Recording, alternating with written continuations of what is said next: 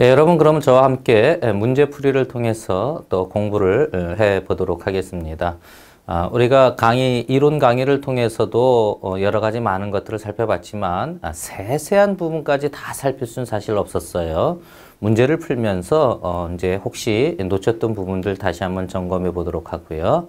그리고 또 중요한 거는 문제를 어떻게 풀어가면 더 효과적으로 풀 수 있을까라는 것들을 함께 한번 저랑 같이 한번 해 보도록 하겠습니다. 자, 오늘 우리가 문제 풀어볼 것들은 우리 공부한 것 중에 1차 시, 2차 시, 3차 시 정도까지 해서 같이 한번 문제를 풀어보도록 하겠습니다. 자, 그럼 먼저 첫 번째 문제부터 한번 보도록 하죠. 이제 비교적 최근 문제들 위주로 제가 편성을 한번 해봤습니다. 자, 과학적 방법에 관한 설명으로 옳지 않은 것, 중요한 건 지금 여기 옳지 않은 것으로 물어보고 있죠.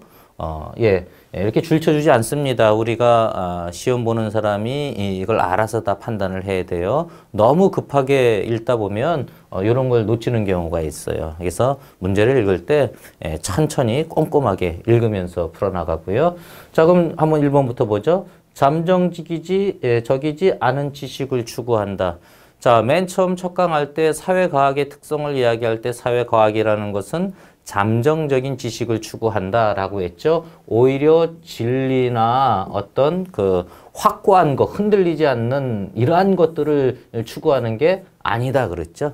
잠정적인 걸 추구한다 그러는 거죠. 그러니까 이거는 어때요? 틀렸죠. 근데 옳지 않는 거니까 벌써 정답은 1번에서 나왔네요. 자, 1번에서 나왔습니다. 자, 그러나 한번 또 좀 우리가 살펴보도록 하죠. 철학이나 신념보단 이론에 기반한다. 그렇죠. 이런 거 아니라 그랬잖아요. 철학이나 신념이 아니라 이론에 기반하고요. 경험적인 증거. 예, 사회과학은 경험적인 것들을 끄집어내는 거예요. 경험적인 증거에 기반하여 지식을 탐구한다. 현상의 규칙성에 대한 관심이 높다. 규칙성을 밝히려고 하는 게 그게 연구하는 목적이겠죠. 맞습니다. 자, 허위와의 가능성에 대해 개방적이다. 자, 이 우리 사회과학은 진리 또는 뭐 철학, 신념이 아니기 때문에 항상 내가 연구한 거에 대해서도 이것도 틀릴 수 있다라고 열려있는 마음으로 해야 한다라고 했죠. 다 맞습니다. 2, 3, 4번 다 맞고요. 여러분 아예 그냥 기억할 것, 우리 사회과학은 잠정적인 지식을, 철학이나 신학 같은 경우들은 진리를 추구하는 거예요. 아르케를 추구하는 거예요. 하지만 사회과학, 또 전반적인 과학들은 잠정적인 지식을 추구한다라는 것들 생각해 두시기 바랍니다. 자, 지금 세세하게 제가 설명을 했지만 여러분들이 현장에 가서 문제를 풀 때는요, 어떻게 문제를 푸는가 하면은 이게 맞냐 틀리냐 다 해나가다 보면은 그러면 시간이 부족할 수가 있어요. 그리고 오래 시간을 염두에 둘 수가 없습니다. 따라서 문제를 풀 때 중요한 거는 정확한 거, 내가 아는 정확한 게 나오면은 그 다음엔 빨리 살펴보세요. 일단 1번에서 나왔다 그러면 근데 혹시 또 놓치는 게 있을 수 있으니까 빨리 살펴보는데 일단 이거를 생각하고 살펴보면 이런 거 무슨 말인지 몰라도 이게 정확하니까 이건 아니다 라는 것들, 이러한 판단들을 빨리 해야 한다라는 것 또 한번 기억해 보시기 바랍니다. 자, 두 번째 문제 보죠. 과학적인 방법에 관한 설명으로 이번에는 옳은 거네요. 자, 옳은 건 어떤 것인지 한번 생각해 보도록 합시다. 자, 연역법적인 논리의 상대적 우월성을, 연역법과 귀납법이 있다 그러면 상대적 우월성을 지지하라 그랬어요? 패러다임이 다른 거라 그랬죠. 똑같은 거예요. 과학적인 방법에서는.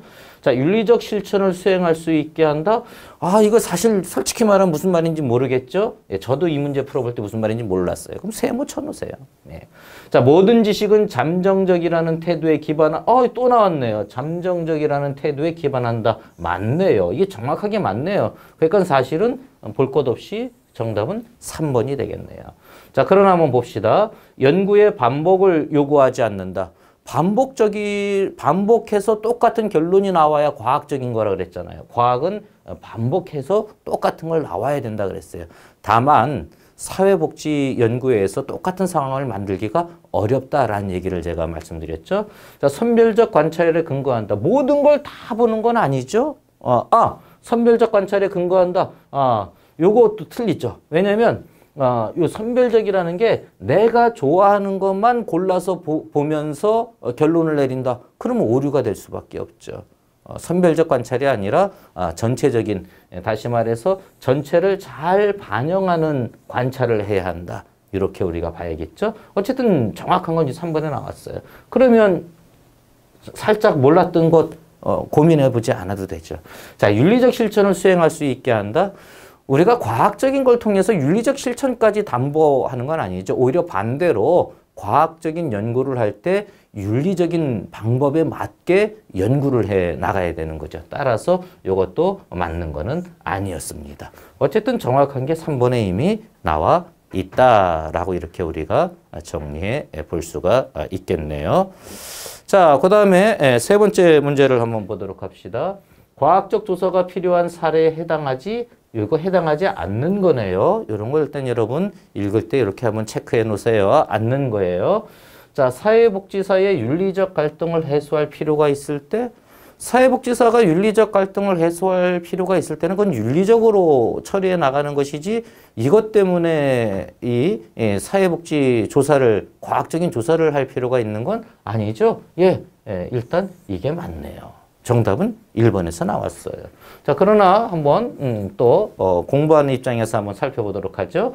자, 결혼 이주민 조사 시 연구자의 문화적 편견을, 연구자의 문화적 편견을 검토하고 싶다. 그러면 조사하는 거죠. 자, 주민 대표자의 응답이 전체 주민의 의견을 대표하는지, 주민 대표자의 응답과 전체 주민의 의견이 같냐라는 걸 만약 살펴보고자 한다라고 한다면 당연히 과학적인 조사를 해 보는 거죠. 자, 정량평가 외에 정성평가, 쉽게 말하면은 양적 연구를 한 것이 있는데 그것 말고 질적 연구까지 더 보태서 더 좀 살펴보고 싶다. 당연히 그럴 때 연구할 수 있는 거죠. 선임 사회복지사의 경험적 지식이 타당한지 살펴보기 위해서는 과학적인 검증을 해보면 되는 거겠죠.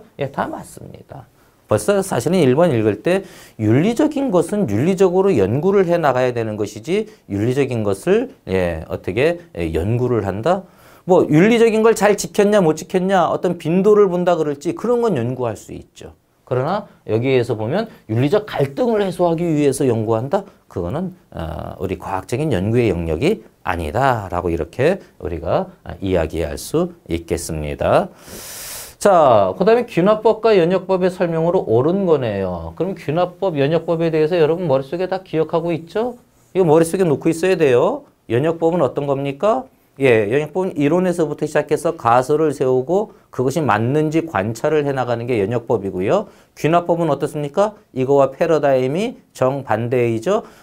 관찰부터 해나가고 거기서 나오는 걸 가지고 결론을 내리는 게 균화법이다라고 이렇게 이야기하죠. 자, 옳은 거니까 균화법과 연역법은 상호 배타적이다. 함정이네요. 상호 배타적이다. 맞아. 서로 반대되잖아. 이렇게 생각하면 안 되죠. 상호 배타적인 게 아니라 뭡니까? 상호 보완적이다. 다시 말해서 패러다임은 원래 달라요. 패러다임은 영 다른 거예요. 패러다임이 다른 것이지, 그렇기 때문에 서로 너네 틀렸다라고 이렇게 이야기할 수 있다는 거예요. 그렇지 않아요? 서로 보완해서 과학적인 검증을 발전시켜 나가야 한다. 이렇게 이야기할 수 있습니다. 자, 균화법은 이론에서 조작과 관찰로 이루어진다. 이론에서부터 시작하면 뭐예요? 균화법이 아니라 연역법이죠. 이것도 틀렸네요. 모든 사람은 죽는다와 같은 명제에서 시작하는 것은, 자, 명제에서부터 시작했어요. 이론에서 시작했다는 말하고 같은 말이죠. 그럼 뭐예요? 균화법이 아니라 연역법이죠. 역시 이것도 틀렸네요. 자, 연역법은 개별 사례의 관찰에서부터 출발하는 게 뭐라 그랬어요? 균화법이라 그랬죠. 이것도 틀렸네요. 뭐 읽어보나 마나 정답은 5번이 나왔네요. 그럼 한번 보도록 하죠. 경험적 관찰에서 보편적 유형을 찾는 것이, 관찰부터 시작을 해서 나중에 결론에 이르는 것, 이것이 균화법이다 라고 이렇게 이야기했어요. 여기서 옳은 거잖아요. 맞는 건 5번. 이렇게 우리가 문제를 풀어 볼 수가 있겠습니다. 자, 그 다음에 쿤의 과학 철학에 관한 설명으로 옳지 않은 것. 자, 이렇게 어떤 그 과학 철학사에 대한 그런 이제 문제가 가끔 출제되는데 대부분 이 사람에 대한 게 많이 출제됩니다. 쿤에 대한 것. 왜 그런가 하면 쿤이 과학적 혁명, 쿤의 과학 철학에서 이건 이 사람이 쓴 논문 그 책 이름이에요. 거기서 이야기한 게 과학적 혁명이에요. 혁명.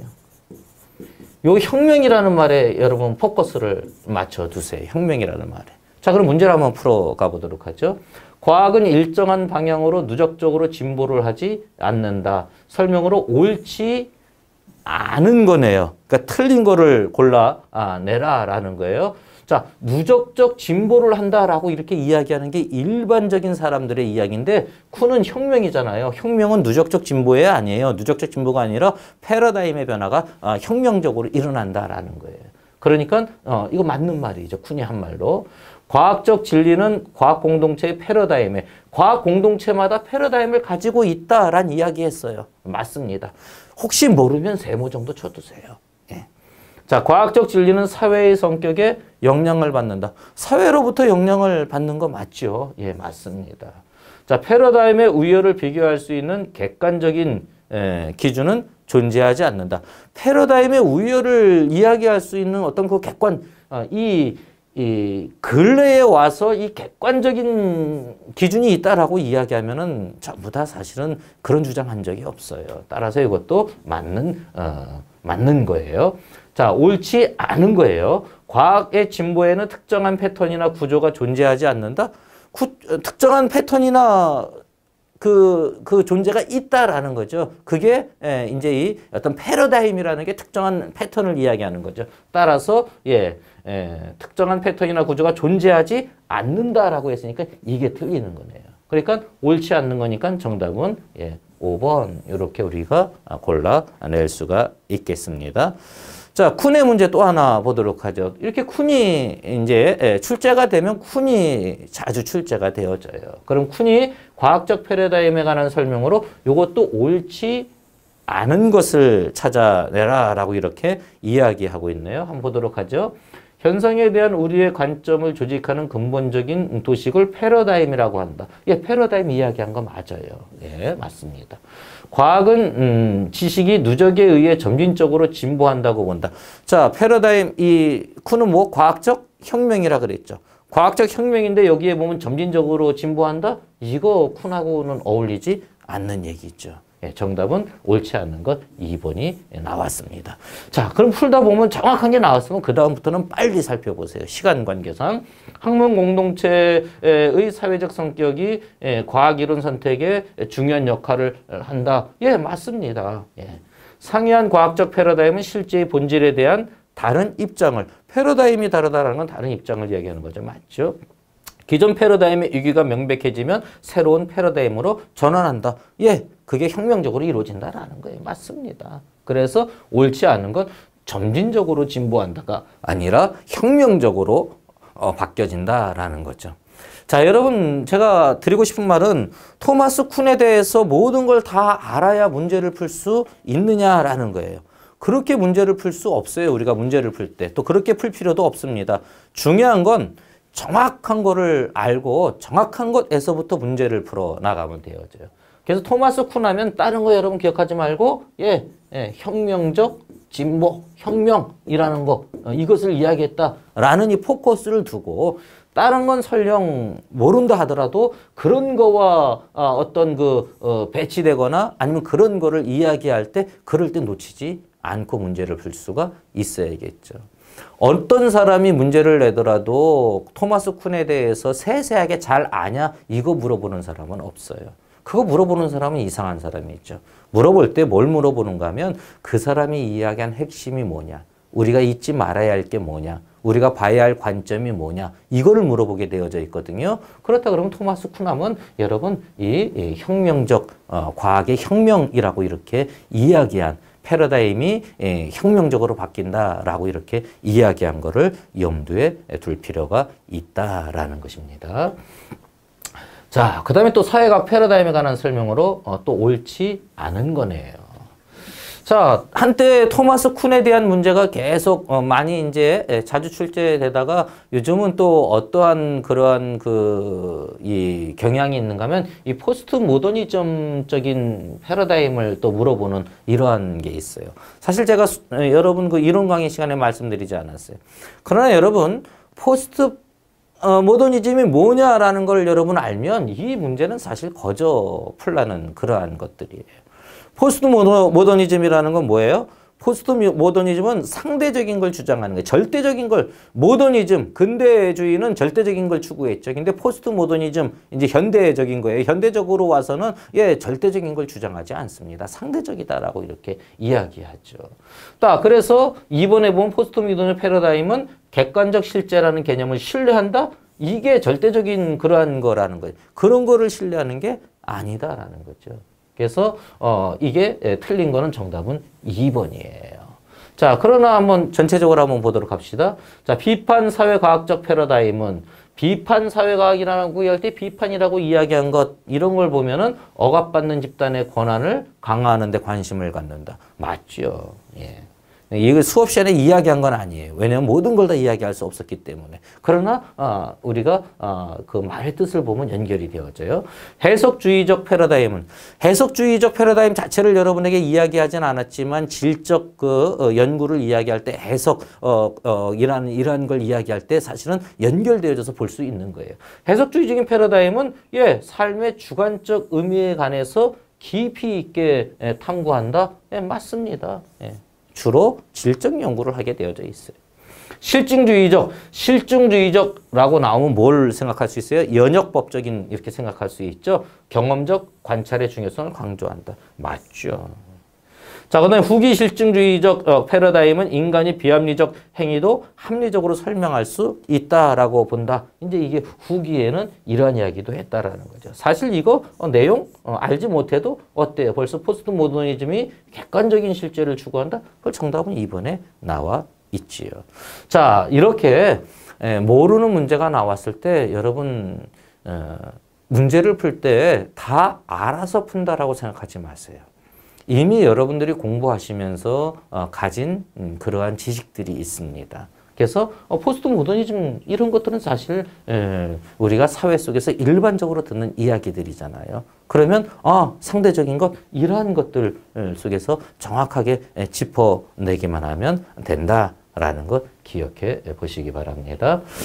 자, 사회과학의 패러다임에 관한 설명으로 옳은 것을 모두 고르래네요. 그러면 우리가 동그라미를 한번 쳐 나가 봐야 되겠네요. 자, 사회과학의 패러다임이 폐기되는 경우는 자연과학의 패러다임에 비해서 흔하지 않다. 사회과학이라는 것은 사람에 대한 것이기 때문에 그렇게 쉽게 패러다임이 폐기되지 않습니다. 혹시 잘 모르겠다 그러면 세모 정도 쳐놓으세요. 자, 한 시기에 여러 개의 패러다임이 공존할 수 있다. 당연히 한 시기에 여러 패러다임이 공존할 수 있죠? 맞습니다. 자, 그 다음에 쿤은 패러다임의 변화가 점진적인 것이 아니라 혁신적인 것. 패러다임의 혁명이라고 했잖아요. 맞네요. 자, 일반적으로 패러다임의 우열을 가릴 수 있는 객관적. 패러다임의 우열을 가릴 수 있다 그랬어요? 그거는 말이 안 되죠. 자, 그러면 리을이 들어가는 건 일단 다 지우세요. 리을이 들어가면 다 지우세요. 자, 그러면 기역, 니은, 디귿이냐? 기역, 디귿이냐? 근데 여러분, 니은, 디귿 들어간다 그랬잖아요. 근데 여긴 니은 안 들어갔잖아요. 그러면 기역을 약간 모른다 하더라도 니은, 디귿 들어간 거, 이거네? 이렇게 문제 풀 수 있잖아요. 왜냐하면 이거는 세모를 쳤잖아요. 자, 문제를 풀 때 이렇게 내가 정확하게 아는 것에서부터 문제를 풀어가면 문제 풀 수 있어요. 이거 어떻게 조합하지? 그래서 기역, 니은, 디귿 보고 기역, 디귿 보고 니은, 리을 보고 이런 식으로 보면 시간이 많이 가서 안 돼요. 그냥 쭉 보면서 정확한 거를 먼저 끄집어내세요. 정확한 거 먼저 끄집어내서 이거 정확하고 이거 정확하고 이거 정확하다. 그러면 일단 아닌 것부터 지우고 이거 들어가는 거 찾아보고 그럼 이거를 넣을까 말까 고민하면 되는데 여기 감사하게도 니은, 디귿 들어가 있는 거에 그게 들어가 있잖아요. 그렇죠? 이런 식으로 문제를 풀면은 문제 해결이 가능하다라는 것이죠. 자, 그 다음에 실증주의에 대한 이야기네요. 실증주의와 해석주의에 관한 설명으로 옳지 않은 것. 딱 보면 실증주의는 연역법적인 걸 이야기하죠. 해석주의는 어떤 걸 이야기해요? 질적 연구의 그 해석학 같은 그런 것들을 이야기하죠. 자, 옳지 않은 거네요. 자, 해석주의는 주로 언어를 해석하는 거니까 언어를 분석한 대상으로 활용하는 거 맞죠. 해석학이라는 것이 고대 성경 있죠? 파피루스. 그거 해석하는 데서부터 사실은 시작했다라고 보면 되어져요. 그러니까 언어를 해석하는 거 맞습니다. 실증주의는 흔히 경험주의라고 한다. 예, 맞죠. 예, 경험적인 걸 찾아낸다 하잖아요. 자, 해석주의는 현상에 대한 직접적인 이해가 가능하지 않다라고 본다. 자, 현상에 대한 이해가 직접적으로 가능하지 않다라고 본다 그러면은 그걸 연구할 수 있겠어요? 없겠어요? 없죠? 예. 그러니까 이것도 맞게 가능하지 해석주의 현상에 대한 직접적인 이해가 가능하지 않다고 본다.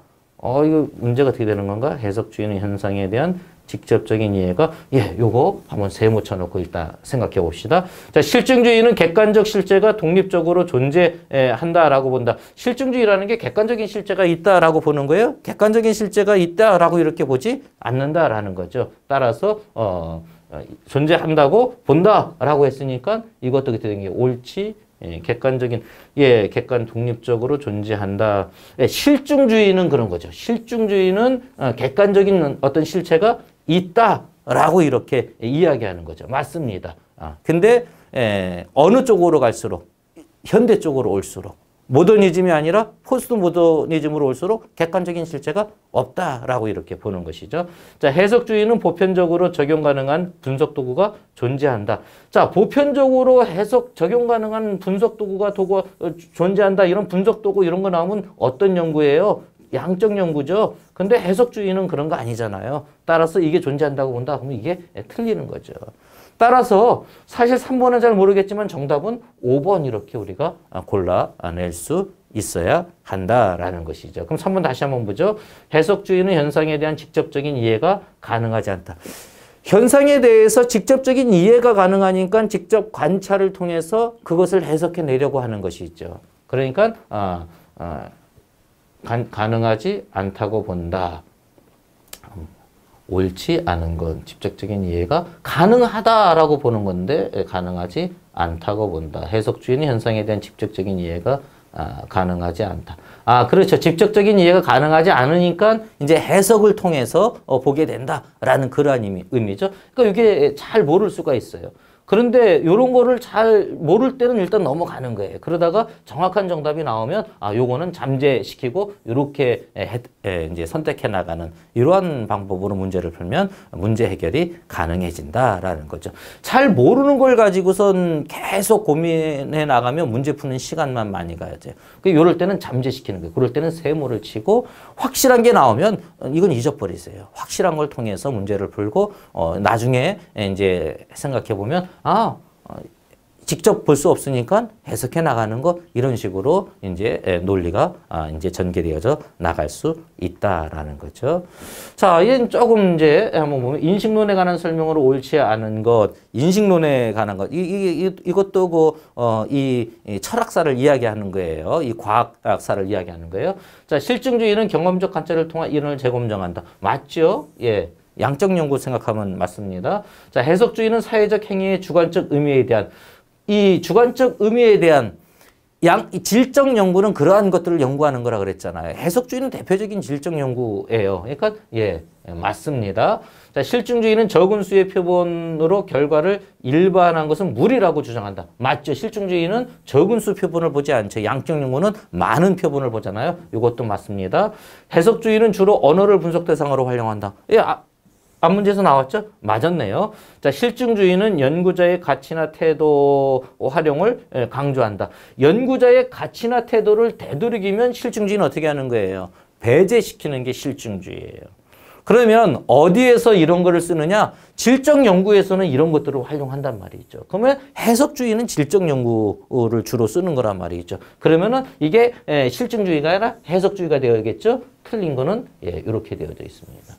사실은 이 문제는 정확하게 보면 그러니까 과학 철학에 대한 문제이기도 하지만 또 다른 면에서는 어떤 문제인가 하면은 양적 연구냐 질적 연구냐 이것을 물어보는 그러한 질문이기도 해요. 그래서 실증주의와 해석주의를 물어보면 예, 양적 연구냐 질적 연구냐 이러한 질문하고도 사실은 같은 맥락이다라고 이렇게 우리가 생각해 볼 수가 있겠습니다.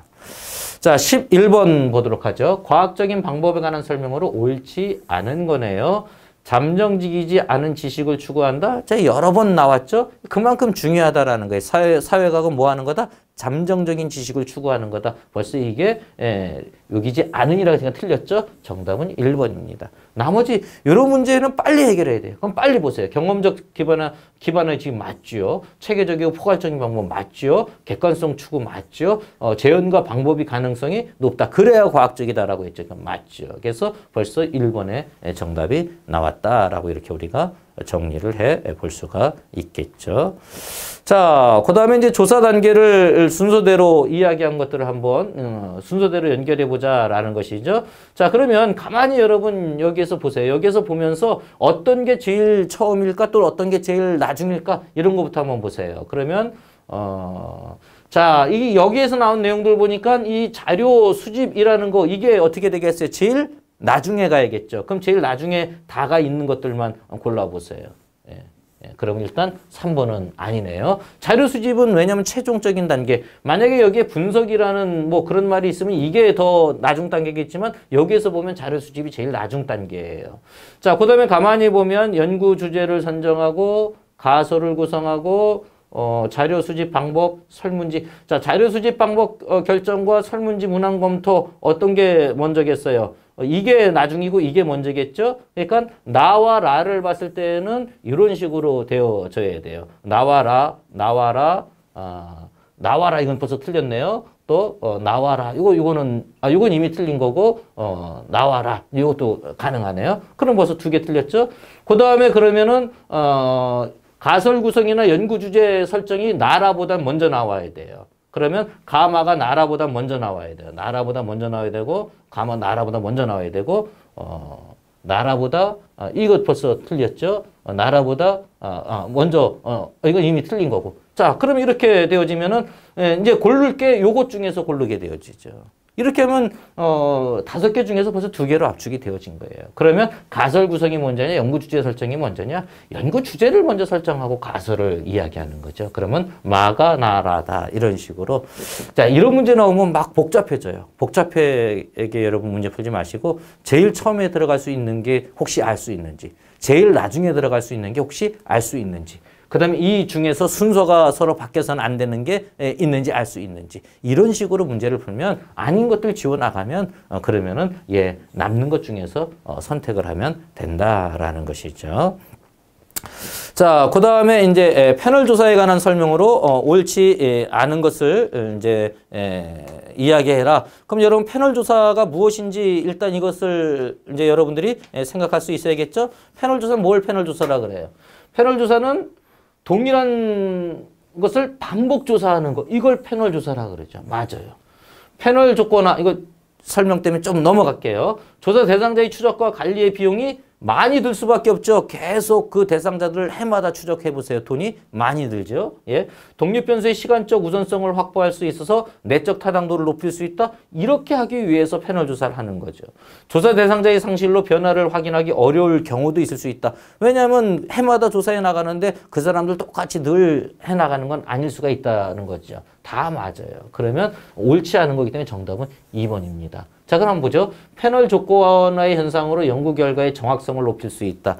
요거는 패널 조건화가 뭐냐에 따라서 하는 건데 혹시 이거를 몰랐다 하더라도 패널 연구가 뭔지 알면은 나머지가 다 맞다 그러면은 정답은 이걸 골라낼 수 있겠죠. 그러나 이제 여러분 한번 이해를 해보면 패널 조건화라는 건 뭔가 하면은 이 어떤 그 패널 조사는 똑같은 문항을 반복해서 물어보는 거예요. 반복해서 물어보면 사람들이 어떻게 되어져요? 그거를 그 다음에 조사할 때는 뭔가 그 전에 조사했던 게 이게 몇 년도씩 똑같은 조사를 하다 보면은 이게 익숙해져 갖고선 쉽게 대답하는 이러한 모습이 있을 수가 있죠. 그것은 정확성을 높이는 거에 떨어뜨리는 거예요.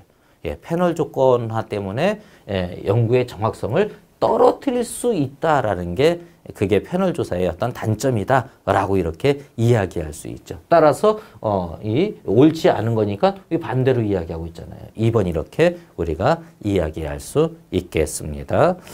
자, 그 다음에 이제 한번 보죠. 사회조사의 유형에 관한 설명으로 옳은 것은 무엇이냐라고 하는데 횡단 연구는 탐색, 기술, 설명의 목적을 갖는다. 예, 이 목적에 따른 분류할 때 이런 분류 했잖아요. 예, 맞습니다. 이거 정답이 1번부터 나왔네? 그럼 빨리 이 나머지 부분들은 빨리 해서 옳지 않은 게 뭔지를 그냥 빨리빨리 보면 되겠죠. 동년배 조사는 특정 아이 집단의 변화를 관찰하기 위해 매번 동일 대상 하는 것은 동년배 조사가 코호트 조사가 아니라 뭐예요? 패널 조사죠. 코호트 조사는 대상은 달라도 되고 그냥 그런 사람들이면 되는 거예요. 그래서 동년배라 그러는 거예요. 이거 틀렸죠. 자, 종단 연구는 장기간에 걸쳐 조사하는 연구로 질적 연구든 양적 연구든 종단 연구 다 가능한 거예요. 그러니까 아니죠.